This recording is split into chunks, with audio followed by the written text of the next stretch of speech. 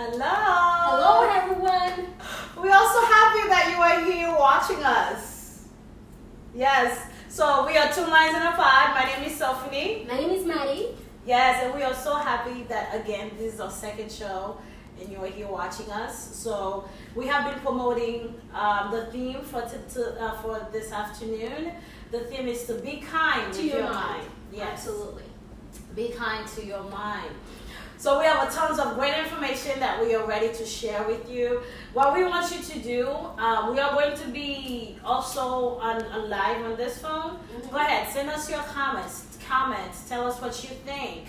And then as we go throughout the show, we'll be able to see your questions and be able to answer you as well. Okay? So let me see real quick. So we're gonna try to share it in our pages so people that are Okay. okay. Perfect.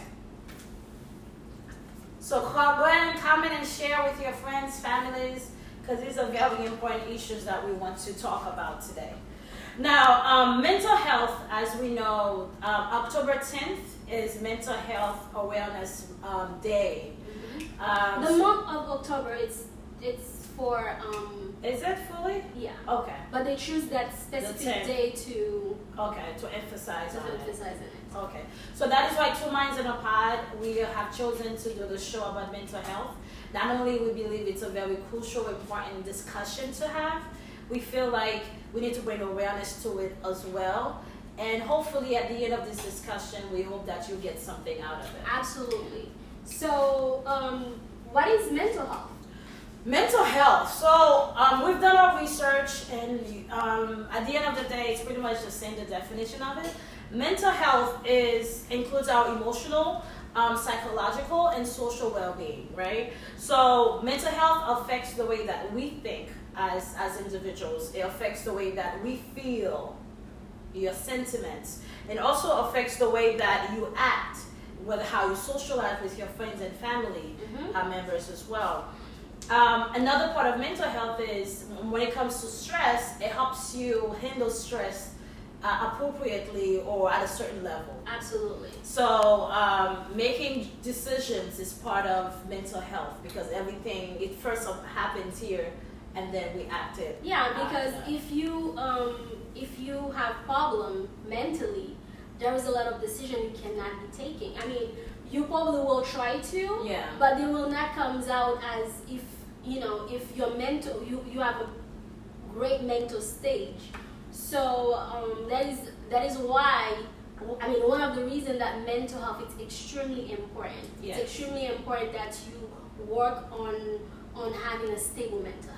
Absolutely, absolutely, and being kind. Being kind to your mind. To your mind, absolutely. And one thing, before we even delve into what is mental illness, we want to say that mental illness has three components to it. Mm-hmm. As far as the root is concerned, sometimes it's biological factors. Yeah. You know. Yeah, you get it from your from genes. Yeah, from your parents, and the third one is life experiences. Mostly we want to say trauma that you experience as a child, things that comes into life and then for some reason destroy your mental health. Yeah. So it's not only, sometimes when people see mental health, they always think that it's something that just happened and then boom, Yeah. you started acting It's different. not sudden. It's not sudden. Yeah. It's things that you experience as a child in your household, in school, in church, within your community. Yeah. And that trauma will come later to It'll develop into develop something. into something Yeah. extremely powerful that Yeah. can that can mess up your life in a sense. Yes, yes, yes. So the mental illness, mental illness. What is mental illness? Mm-hmm. And just like we were saying, that mental health affects the way we feel, we act, we relate to other people. Mm-hmm. But mental illness is the disability to do these things. Yeah. It's when it doesn't have to be fully where you completely cannot do them, but somehow, somewhere you cannot function fully the way that you desire to function. So it affects the way that you feel. The illness affects the way that you function personally. Yeah, if you really want to think about it, what is your mind? Everything that you do has to do with your mind. Yeah. The way you talk, the way you think, the way you react, everything has to do with your mind. And people sometimes are more focusing on the way they look. I mean, I may be sitting here looking all cute, but inside there is a war that I'm fighting. So one thing that you really have to be cautious, you have to really focus on is your mind. Yeah. Because without this, you are nothing. This is really what drives you in life. And the other side about it too is that, just like you were saying, we tend to focus on the appearance, what people see. But when you're home at night by yourself, you start dealing with what's going on up here. To be honest with you, without cutting you off too much, it's not even when you're home. You will be sitting somewhere at a party, and then there's a war that you're fighting. You're sitting laughing or smiling, but inside, it's a whole different story. It's a whole different story. Yeah. That's one of the reasons that we really want to emphasize of other people being kind to each other. Yes. So not only you need to be kind to your mind, others need to learn to be kind to each other's mind and mental health situations. Absolutely. So there are two types of mental disorders that we want to discuss today. There's plenty of them. It's a whole spectrum. Yes. So, but we are going to focus on two types. Yes. Depression and anxiety. Anxiety.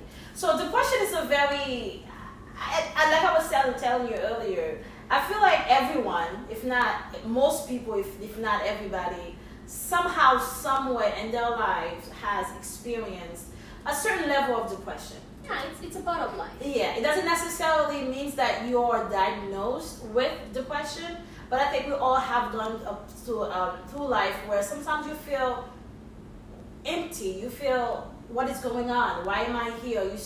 You have suicidal thought.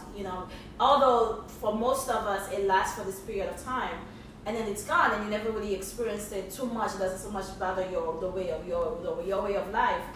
However, but we know that mental depression is for other people. It's something that they experience constantly, if not every day. And that's what we want to focus on today too when it comes to depression. So what is depression? Depression is pretty much mood disorder. It's a mood disorder. Yeah. So if I want to add something, I will say that like Sophanie said earlier, we all go to depression sometimes, but for some it's something, it's for an hour. For some it's a day. For some it's for a week, because you are going to something that's triggered. Yeah. That's the main thing, and that's why we want to differentiate between people that have momentarily depression. Yeah. It's totally normal. But for others that are going through it constantly, that they capacitate them in a sense where they can't really function. Yeah. Their life is about sadness. Their life is about emptiness. That's when we talk about a disorder. Yes. So there are different types of depressions. They have something called persistent depression, which is similar to what you're saying, where somebody could be depressed for 2 whole years with no regular moments. Just a whole depression every day. And then we have the postpartum depression. That's for new mothers. They go through that as well. They even have seasonal depression, depending on your location where you live. If there's no sun, even the sun it's so funny how the sun has so much to do with your mood. Yeah. Well, I have a couple friends living in Canada, and they will tell me straight up, like, when it's because they spent a really long time without sun in in the US. People that lives in the north, they most likely, you will see that they don't really talk to people. They'll just go. There's a higher rate of depression too. Yes, in those areas. There's a higher rate of depression, but this is normal because the sun brings out energy, right? It brings out happiness. So it's totally normal for someone who lives in a city or a country where it's always cold, for them not to be as receptive as someone else. Yeah. But that's one that's what we call aspect. That's what we call seasonal depression. Yeah. But what we really want to emphasize right now, it's the disorder. Yes.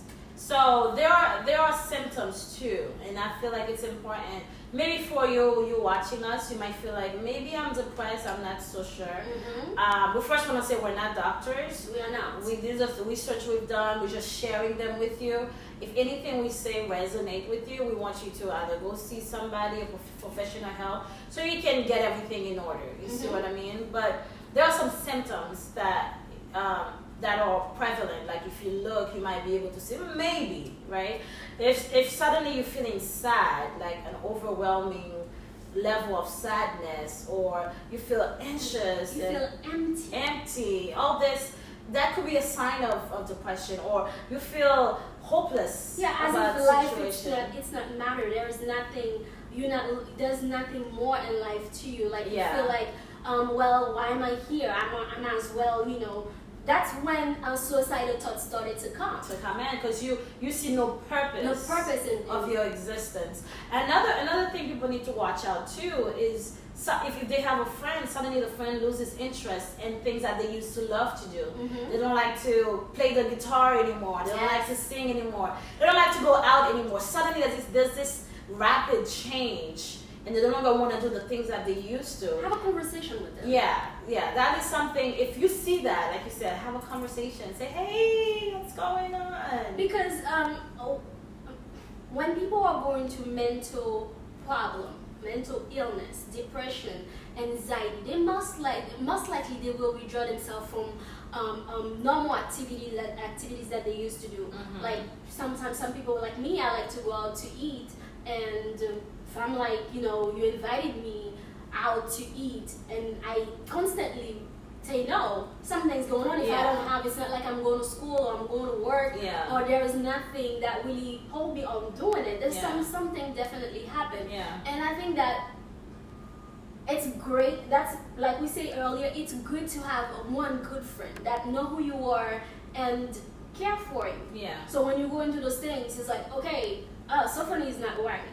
There's something going on. Let me go and see her, or let me give her a call. And sometimes go face-to-face conversation help more, because I can be behind the phone and act like everything is okay, but when you're sitting down and have a conversation with someone, you can read her person's face expressions, the tone, the will tones in their voice, energy level, their body movement, all those things. When you're used to someone, can definitely help you understand if something is going on. Yes. Another thing too is it's concentrating. They have memory loss, or they can remember things. I mean, these are a couple symptoms that we wanted to share with you about people that could experience depression, or something if you notice in your friend, or even if you notice that in yourself, like, man, what's going on? I'm not in the mood. It's been a while where I'm not as active as I used to be. Maybe you might want to go see and take it more seriously, because that might be a sign that, hey, you're neglecting your mind. You need to take some time off from whatever the busy life is to take care of yourself. I'm just going to give a little example. It might be silly, but say that you have a rash coming into your face. What do? Like, it's not a rash for 1 or 2 days. It stays for weeks. Instantly, you want to go see a dermatologist, right? See what's going on. Because you worry about the way you look. But when you have things going on that is mental, you most likely want to not do anything about it, which is extremely important, because things that you cannot see are most likely the most important and the most crucial things that you actually need to pay attention to. I know. Now, in Haitian culture, we have a proverb that says, "Sage yo pa we, ke pa sote." Oh, from where I'm from. Ke pa sote. I think in this case, sage yo pa we, your heart better be sote, because it's important. It is extremely important. But the other aspect of again, mental disorder we wanted to share is anxiety. Well, anxiety, what is anxiety? Anxiety is an intense, excessive, and persistent worry and fear about every situation, right? So, me personally, I go to anxiety all the time. And what happened is, I will be like sitting here with you just normal and having a wonderful conversation, and I have that instant fear, worry that I'm experiencing, right? I might be like shaking, my head are sweating, and I just wanna be, I just wanna be in my corner. Yeah. And it's things that not everybody can understand. Yeah. You need to sit down and have a whole conversation with people because you don't understand it yourself. If you do not take the time to like, okay, I have to analyze, do a little, research or do a little analysis with myself to know what it is, you will not know. And sometimes you can, blame your friends for not be there for you and everything. And like we were saying earlier, there's so many symptoms of anxiety, right? You say that I'm sitting here with you, we're having that conversation, and suddenly my face comes from like bright to dull. Yeah. Or I sit here and I keep on trying to adjust myself because I'm shaking. I don't want you to see. Or I will say it. Oh, I'm having a wonderful conversation with you and I started to curse a lot. Those are symptoms of anxiety. Yeah. Okay? And I want people to understand there's two types of anxiety. So say that you are going to get married. You're about to start a new job or going to a new school. It's normal to feel anxious. Yeah. Because it's a part of life. You don't know what's going to happen. You do not know. It's the fear of not knowing. Yeah. Okay? You have the fear of not knowing. For someone who's getting married, they want everything to be perfect. And they are anxious about the outcome of, how the wedding gonna look and everything, right? It's normal. And then after that phase, after the stress, the phase is gone, you will come back to your normal self. But someone who has anxiety, chronic anxiety, doesn't need something to trigger it. Doesn't need something to make you feel that excessive fear and worried. And that's when things, that's when it's become very, very dangerous. Like you will be sitting home and you have that intense fear. You feel like you have something holding something in your chest, like something that's killing you. You feel like you cannot breathe. And you have no idea you why. You have no idea why. That's the problem. Okay. Because people will ask you why. Like sometimes people keep on asking, okay, so if you feel anxious, there's something that... Yeah. Because normally for them, when they feel a bit of anxiety, it's because of something. Yeah. But for people that are experienced extremely, you don't need anything to trigger it. Yeah. So, then again, that's when communication comes to place. That's when kindness comes to place with people with some type of those type of mental illness. Yeah. Because, like I was telling my Sophony earlier, when someone is going through anxiety or depression, one thing, any little thing you said or you do without knowing can amplify the emotion in them, because they are looking for people to, because they don't want to feel those type of emotion. Okay, they want people to, mostly people that they care for. Because normally, if I'm going to something, right, I want my mom, my brother, my sister, or a good friend of mine to maybe not understand it fully, but to be there, to be kind, to be understanding. Because me, as I'm going through it, maybe I don't have the chance to do my research to understand what it is, to know how to cope with it. So I can't really blame you if you do not understand it. But what I'm looking for, if it's your support and your understanding and your kindness. Yeah. So it's definitely, and I think that when you talk about support and being understanding and being kind, a lot of times if you have a friend who has anxiety or they share that personal experience with you, like Maddie just did, sharing her personal experience, that's huge. And that's one of the stigmas or myth that most people suffering with mental health illness, they stay away from sharing that part of them because they don't want you to judge them. They don't want to feel as if now that I've shared it with you, you may no longer look at me the same. So it's something that I want people, you suffer with it, it's okay to share your fear. It's okay to share what you are going through with a friend, people that you trust. And that's why this platform that we have, we want to be candid with our conversations, because everything that we do share, we pray and we hope that it touches you or you share with somebody else, because we want them to understand that they're not alone in this, situation. But there are some stigmas and myths that Mhm. I think it's important that we go over. Yeah. Stigmas that society has placed on mental health problems, and also stigma that people who also suffer from mental health Yeah, that's have why placed upon themselves. there's two type of stigma. There's Yeah. the self-stigma or personal stigma, Yeah. and there's like stigma for the outsider, The like public. the public, Yeah. the society, Yeah. and the stigma, for the public stigma, the negative stereotype that people have with people with disability, a mental disability or mental disorder or anxiety or stress, is they think, like when you tell someone, mostly when you tell someone that, oh, I'm suffering from anxiety or for depression, and it's like, okay, you're just crazy. And it's one words people that are actually dealing with those things doesn't want to hear.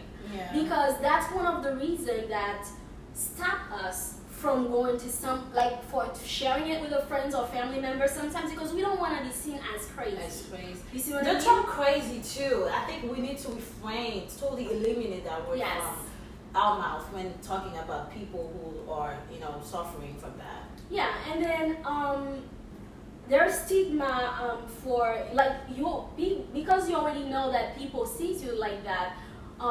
You think that so now that I feel like that I go and sit to someone that's going to be in my files as someone crazy or whatever they used to say, and then Yeah. that's going to limitate the type of job that you can have Yeah. for housing or even healthcare.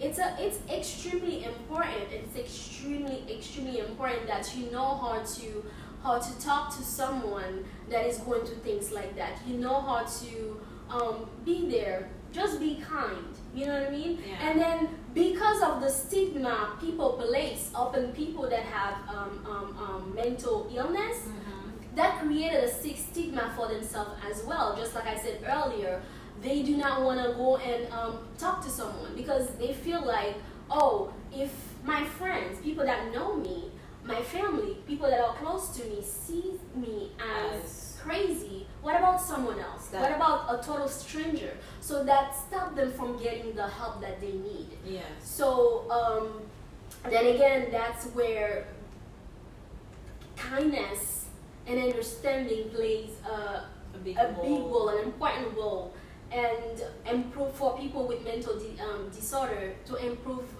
their chances of getting help. Yeah. Another thing that I do hear from people, they feel like people with mental health problems, they are unpredictable.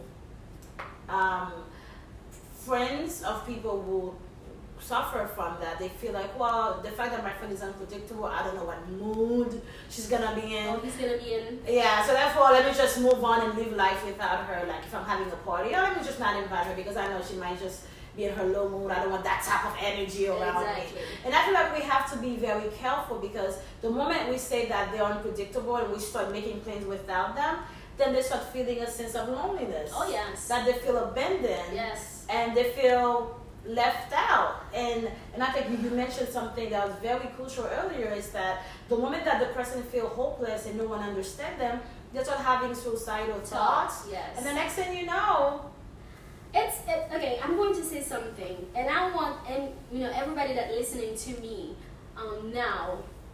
You might think that you do not have anybody in your family that's going to mental illness. That's totally not true. Yeah. Or you will think that you are immune to it. No, you're not, because mental health happens at any stage in any stage in life. yeah. Children have it, adolescent has it, adult has it, old people have it. Church members Judge have member, it. president, whoever, whatever your stage in life, you can have it. Yeah. So one thing that I want you guys to really understand is, for someone that is dealing with mental illness, family, friends, husband, boyfriend, people that are dear to their heart, it's extremely important.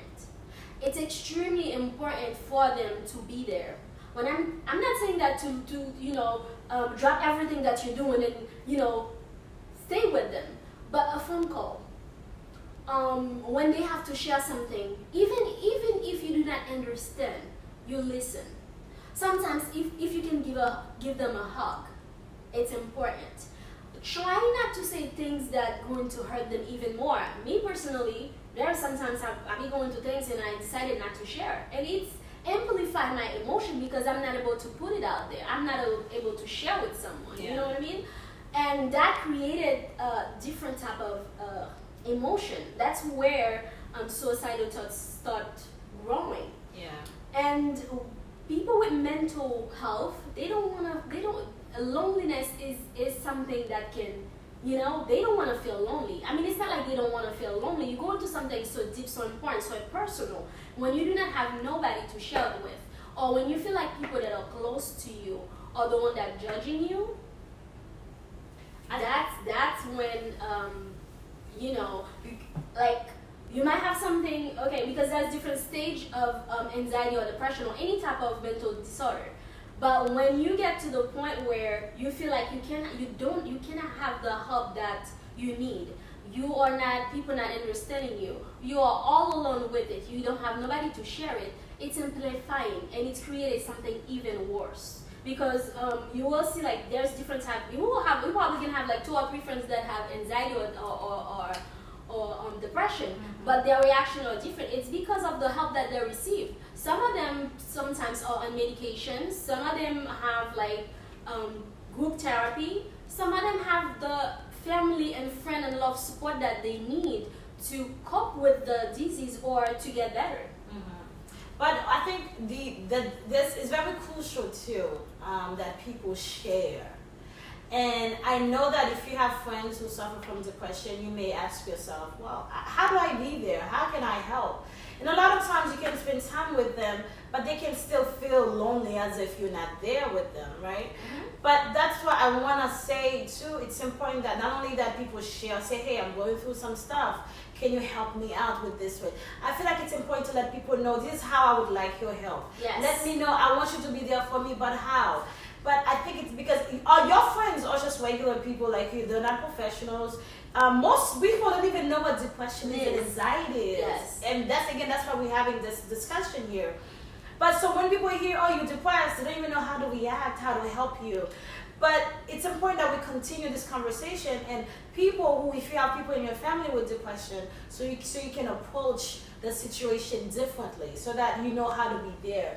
But I think the key is for people who are suffering from it, please share. Don't keep it in, but share. Find somebody that you trust in your family and share. Give them the chance to be there for you. Give them the chance to come and help you. Absolutely. And another thing too, like you just said, if you are going through it, to anxiety, depression, or any type of mental illness, you need to, because you know how you want to be helped, you know what you want to hear. And if sometimes you have something going on with a friend and you can't be there, just let them know. Let them know, listen, now it's not a good moment for me. I'm going to something, or I'm going to a phase. It's not a good moment for me. Let's do it another time. There is nothing wrong with that. Because how you feel, it's validated. You know how you feel, it's important.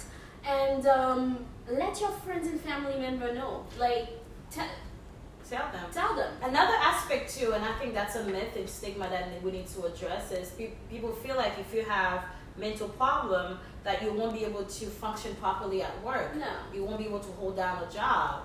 But again, that's a lie, because they are as productive as anybody in the corporate world. And believe it or not, like we said earlier, there are some people in your life who are suffering from it. You have absolutely no idea. And that's when it's really, really scary. You know why? Because those type of diseases, when you keep them to yourself, it's becoming like a bomb. Okay? You might just be like I'm going to say, I know a lot of people are going to have things to say about it. Sometimes you see a young man or a young female, just normal, really nice, and next thing you know, they did something drastic. They go and stab someone. They go and do something out of character. Out of character. Yeah. It's because they've been holding something in for so long. At a certain point, they just can't handle it anymore, and everything just explode. And I think that's why it's important for us to bring in that young people also suffer from depression. A lot. And it's all because too of things that trauma that they experienced maybe when they were in the house. if the family is dysfunctional. Sometimes parents don't pay attention to these things, but kids, they watch things, they observe, they consume things, they put everything in. So a time comes where suddenly something happens where they explode. You think, oh, they're just having a moment, but it's something that has been lingering for so long. I have a conversation with a friend 2 days ago, right? She is going through it in a excessive ways. And then we're having a conversation and trying to understand where that comes from. Yeah. And she started telling me about her life when she was a little girl. Yeah. And she started to tell me that she wasn't raised with her biological parents. Mm-hmm. And at a certain point in her life, she's trying to, get close to them. Yeah. And it's like they didn't really want to get close to her. Yeah. As she grows and she feels that rejection. She feels that emptiness. And just as me, I am a child, fatherless child, which has been bothering me for my whole entire life.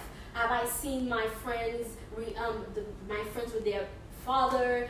I see like the protection that they get, and I didn't get none of that. That's been something that bothers me. Subconsciously, I'm not even gonna say subconscious because I talk to it about it like clearly. It is affecting me a lot. Yeah. So all those things, and like Sophanie said, if you are growing up in a dysfunctional family, all those things are happening. Your father is beating up your mom, or your mom is beating up. There's physical, verbal abuse. And parents always think that kids are dumb. No, they're not. They're not only seeing it, but they have more time to sit down and process it. And those things created trauma that will follow them towards their whole life. And unfortunately, like you see, every year we go and as female we go and get a pap smear.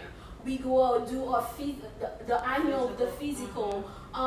Every 6 months we go and check up our dental health and all those things. But you do not see, there is not. Maybe I'm not really educated on that. There's something set up like for young children, adolescent or adults to go every 3 months, every 6 months, or even every year, having someone get a checkup with your mental. What is going on? What is going on inside? You don't really, you don't.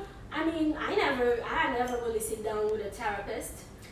Again, there's a counseling, and I feel like it's because there's this bad connotation. We feel like if you have to speak to a therapist, it's like because that the label.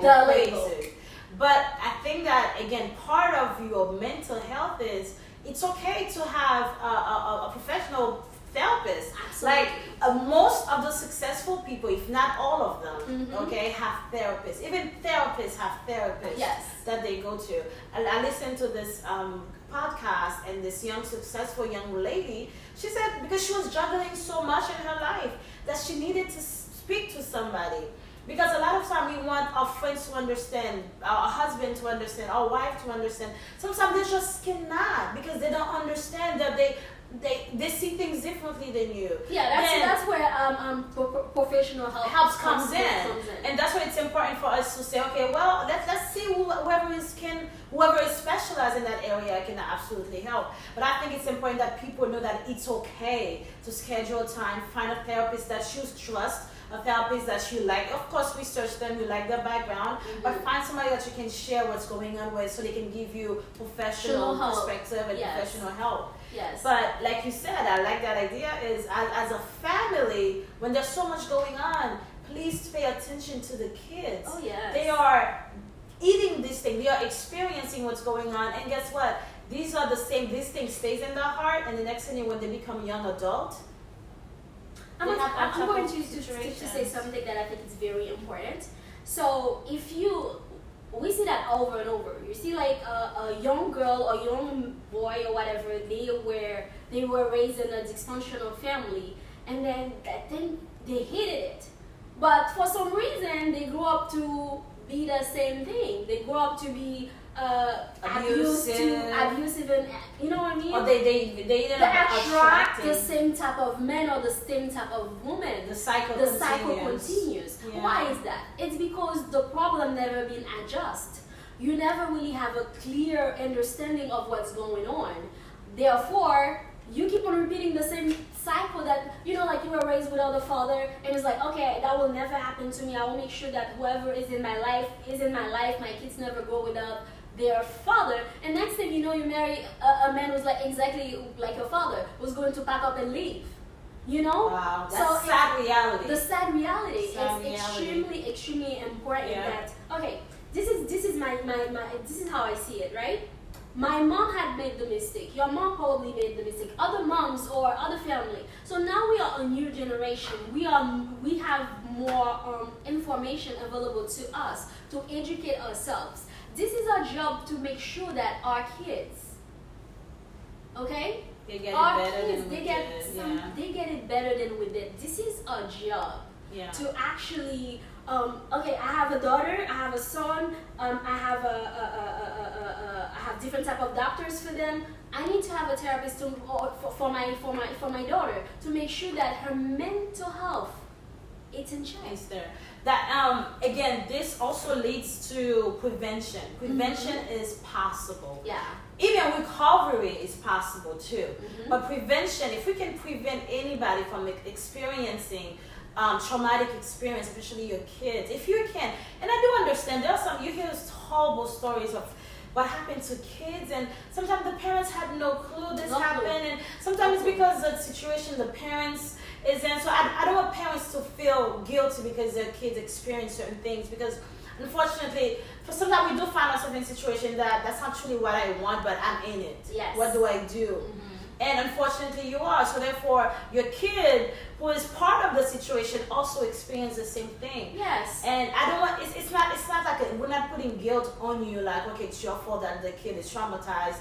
But I feel like we can prevent it. If you're not yet in a situation where you have kids or you're not in a bad situation, think about these things. You are young people. When you have kids, you are raising another human being. You are raising other people The with future of emotions. the future of The next generation. But you're raising kids with emotions, with understanding. You're raising another human. yes. So therefore, they're not just kids. They're the beings future. that you are responsible to take care of. So we definitely have to continue to think about my kids. Okay, is this good? There's certain decisions that I won't take because of kids, of my children. Mhm. You know, I want parents to be more conscious of that. Absolutely, absolutely. You know, and prevent. Another thing I've seen, I mean, I experienced it, is young mother, right? They were raised without a father, and that's when the trauma start. They were raised without a father. Then they have a husband who's abusive, right? The husband is beating them up, treating them very badly in front of the children. So now the trauma of not having a father kick in, and like regardless of everything that's going on in the household, it's a different type of topic, but Yeah, it's still that we may really bring in. interconnected, right? Yeah. I am not leaving. I'm gonna stay here, accept the abuse, and deal with it. But you're not conscious about what your kids are experiencing. They are seeing all that. They are experiencing. I'm not telling you to pack up and leave, but you need to be mindful of the type of trauma that this baby is going to experience later on in life. And the thing is, if you think about that mother in her mind, she's thinking, well, I was raised without a father. I don't want my kids to experience the same thing. So she's willing to accept the abuse. She's willing to accept the situation for Without the sake of her knowing kids. that. But it's at the same time, the kids are still, you know, being hurt because This is they're a hard seeing- situation. It's hard. It's a hard situation. It's hard situation, hard decision to make. to make. But at the same time, you have to be mindful, because without this, we are nothing. Like, it's just like when say that you get into a car accident or something happened, they tell you that you are normally doctor says that you are mentally dead or you are brain dead. They don't tell you that physically you're not okay, because you can go and get a car accident. They have to shut up your leg, but you're still living. But when the brain is dead, you're done. That's it. If this is no longer functioning in your blood. That's what controls you. You know, so you have to be mindful of your mental health. You have to be mindful of the people that you have around you too. Sometimes we have bad friends or people that put you down all the time, constantly.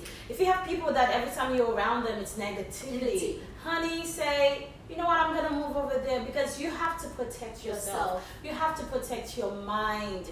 I don't care how good the friend have been to you in the past, but if the way that they're speaking to you is always to put you down, it's always make you feel bad about yourself, you don't need to be in that friend's presence. Yeah, it's totally destroying your confidence. You don't need that, because there's so much going on in life for you to be surrounded by people that are there to put you down. Absolutely. You don't deserve it. I feel like our responsibility first is to ourselves. It is to ourselves. You first need to protect your mind. Because again, you're surrounding the people that you want around you. You want them to be aligned with what you want for yourself. Yes. You know, and for your children. Because again, you are the only one you got. You definitely. Oh, you know, we always make the mistake thinking that,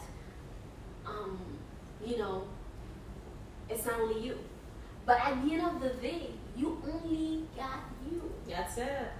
Even if you have family members, you have mom, you have dads, you have brothers and sisters. Yeah. You only have you. You have to protect this. Yeah. You have to protect yourself. This is not saying that being, you know, totally selfish, not worry about your family or your friends, but anything that can trigger something bad as mental health, anything that can destroy you internally, you have to protect yourself from it. Because if you're not strong here, how can you give? Yeah. Because there's one verse I like in the Bible. I'm gonna mention it. It says, "Love your enemies like you love yourself." But if you don't love yourself, how are you supposed to love your enemies? You can't love. You know, it's important.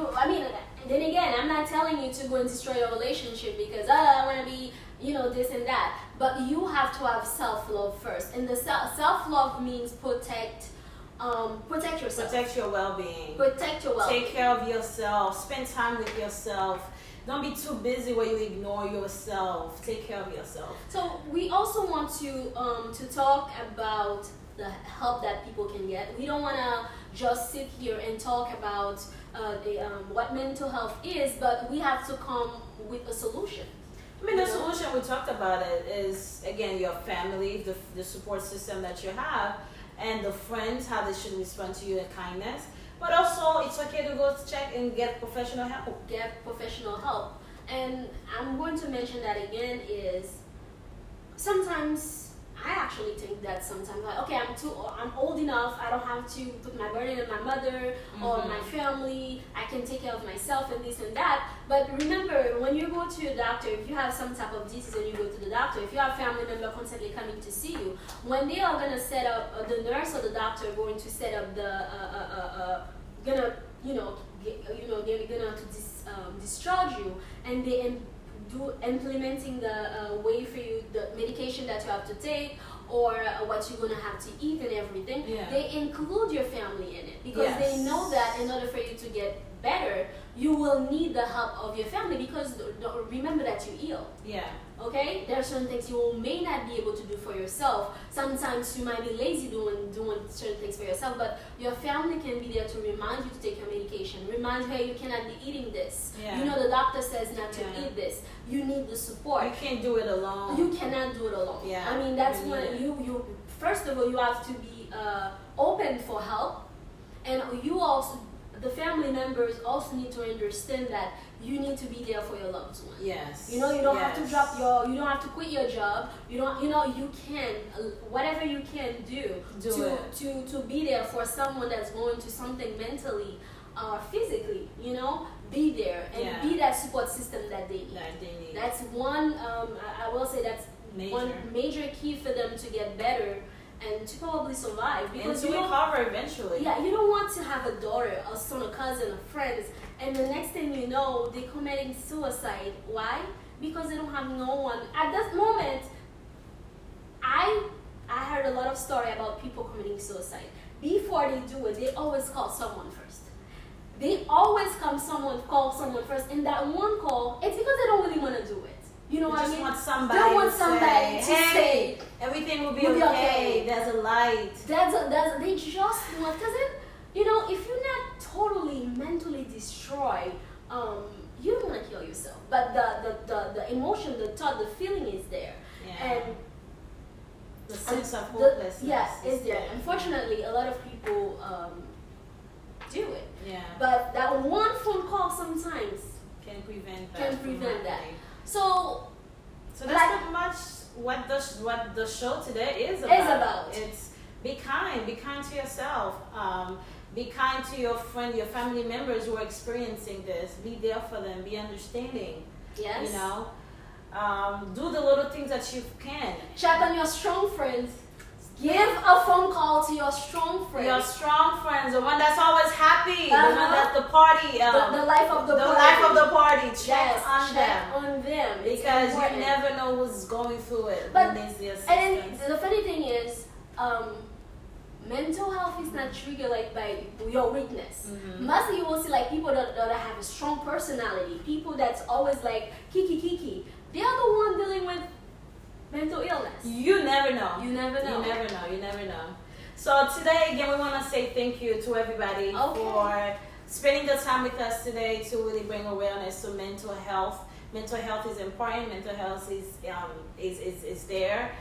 The illness is there. October 10th again is the day of mental health. Talk to somebody, call somebody, check on people, check on your strong friends. We hope that this series has been helpful to you. If you know somebody who needs to hear this type of advice, the story that Maddie just shared, share the Share the video life with them. with your friends. Share it with other people because we want people to know that they are not alone. They're not alone. They are loved. There's other people Yeah. that cares for them, wants them to be well. Yes. Okay, share Yes. share it with them, and let's keep the conversation going, because the show might we might stop now, right now, but the message is still there. Yes. Share it with them. Share it. Be there for them, Yes. and be kind to your mind. Absolutely.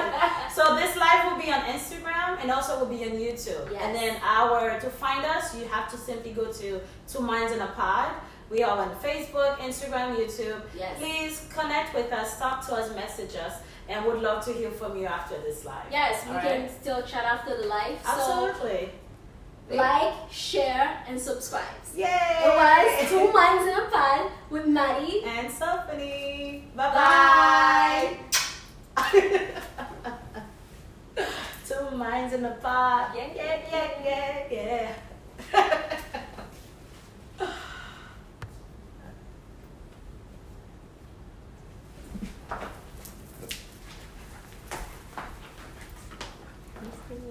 Ooh, I was watching. Somebody was what?